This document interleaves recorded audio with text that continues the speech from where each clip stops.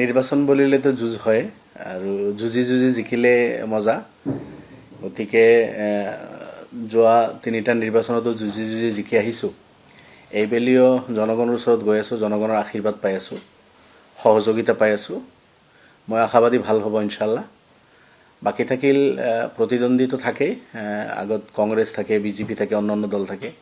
এইবাৰ হয়তো আৰু এটা দল, এতিয়া ৰাইজৰ দলো আছিল, যোৱাবাৰো আছিল মোৰ লগত ৰাইজৰ দলো আছিল 2021-ত।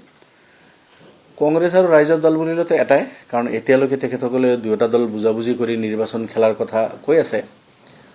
আৰু যদি তেখেতসকলে ফ্ৰেণ্ডলি আহে, তথাপিও দুটা দলৰ লগত যিহেতু সম্পৰ্ক আছেই, তেখেতসকলে খেলিব। আল্টিমেটলি কংগ্ৰেছ কওক আৰু ৰাইজৰ দল কওক, দুয়োটা দল আজিৰ দিনত এটাই আৰু তেখেতসকলে এটা মুদ্ৰাৰ ইপিটি হৈ আছে। নাজানো কিমান দূৰলৈকে তেখেতসকলে যাব পাৰিব। ক'ৰবাত তেনেকুৱা লাগে যে হয়তো সম্পৰ্ক ছেদো হৈ যাব পাৰে, কিন্তু হোৱাটো আমিও বিচাৰিছোঁ। হওক, তেখেতসকলে মিলিজুলি ইলেকশ্যন খেলক। আপাৰ আছামত কমচে কম কিছু আসন কংগ্ৰেছে ৰাইজৰ দলে মিলি বিজেপিৰ হাতৰ পৰা কাঢ়ি আনক, এই কথাটো আমিও বিচাৰি আছোঁ। বাকী থাকিল মোৰ নিজৰ সমষ্টি, এইটো প্ৰতিদ্বন্দ্বী থাকিবই, স্বাভাৱিক কথা।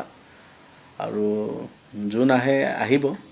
এতিয়া কোন দলে কাক কেণ্ডিডেট দিব এই মুহূৰ্তততো মই ক'ব নোৱাৰোঁ, কিন্তু AUDF দলৰ ফালৰ পৰা দলে মোক তাতে নিৰ্বাচন খেলিবলৈ ক'লে ক'বই, কৈছে। ইতিমধ্যে প্ৰস্তুতি লৈ আছোঁ আৰু শক্তিশালীভাৱে অৱতীৰ্ণ হ'ম। জনগণৰ আশীৰ্বাদ লৈ নিৰ্বাচনত অৱতীৰ্ণ হ'ম। আশাবাদী ভাল হ'ব। যোৱা দিনবোৰতো যেনেকুৱা জনগণে আশীৰ্বাদ দিছে, ভোট দিছে, সহযোগ কৰিছে, এইবেলিও তেনেকুৱা সহযোগিতা পাই আছোঁ আৰু পাই থাকিম ইনশাল্লাহ।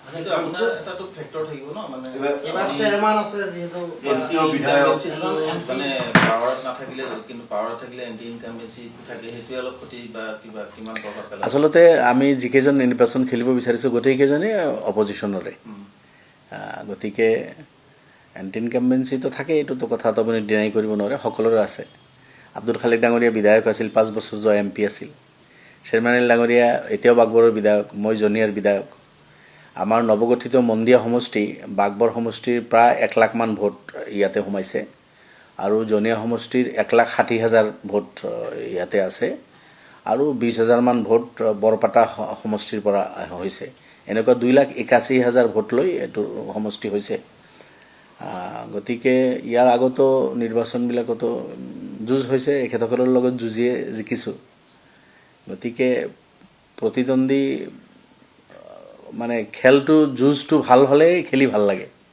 সন্মুখত যদি প্ৰতিদ্বন্দ্বী নাথাকে এইটোতো খেলে নহয়। গতিকে এই কম বয়সতে বিধায়ক হৈ 3বাৰ হ'লোঁ, এবাৰ হাৰিছোঁ। গতিকে খেলি কিছু এক্সপিৰিয়েঞ্চো হৈছে।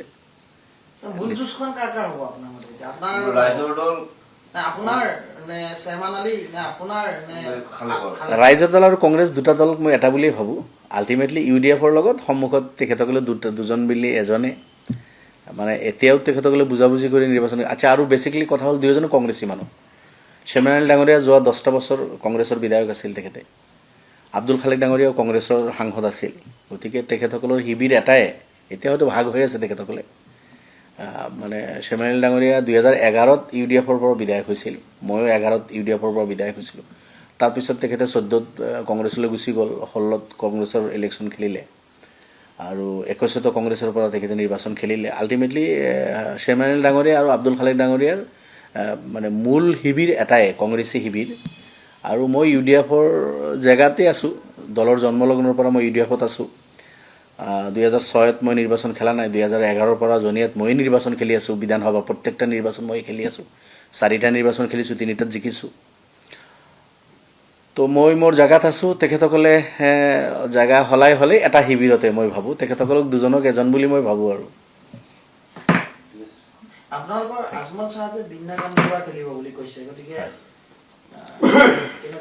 হয়, আমাৰ মাননীয় সভাপতি আজমল চাহাব বিন্নাকান্দিৰ পৰা নিৰ্বাচন খেলিম বুলি আমিয়ে ৰিকুৱেষ্ট কৰিছোঁ তেখেতক খেলিব লাগে। আমাৰ চিৰাজউদ্দিন আজমল ডাঙৰীয়া তেখেতে শাৰীৰিকভাৱে ইমান এটা সুস্থ নহয় বৰ্তমান নিৰ্বাচন খেলাৰ কাৰণে, ইলেকশ্যন খেলিব বিচৰা নাই তেখেতে এইবাৰ। আৰু বিন্নাকান্দি সমষ্টিত আজমল চাহাব বা এই যোৱা দলৰ জন্মলগ্নৰ পৰা এইখন আসন আমাৰ দখলতে আছে। আপোনালোকে দেখিছে 2006 নিৰ্বাচনত প্ৰথম আমি তাৰ পৰা জিকোঁ। এতিয়ালৈকে প্ৰত্যেক নিৰ্বাচনতে বিন্নাকান্দিৰ জনগণে আজমল পৰিয়ালৰে সদস্যক তাৰ পৰা জিকাই পঠাইছে।